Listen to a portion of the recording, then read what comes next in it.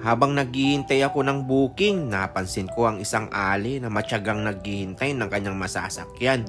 Pero walang gustong magpasakay sa kanya. Ilang beses niyang sinubukang pumara ng jeep at tricycle pero ayaw siyang pasakayin.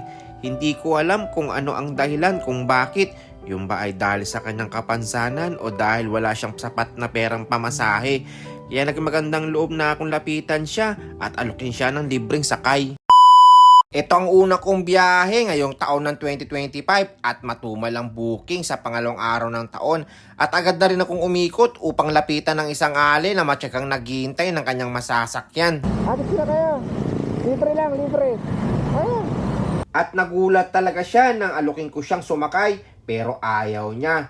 At tinanong ko siya kung bakit, yung pala ay wala siyang pera. At maghahatid siya ng pagkain sa ospital dahil nakakumpay ng asawa niya dahil sa sakit sa baga. Tara, kita. Ito lang. Lagi taon naman eh. Ito lang, iyanak ko lang ha. Sakit lang.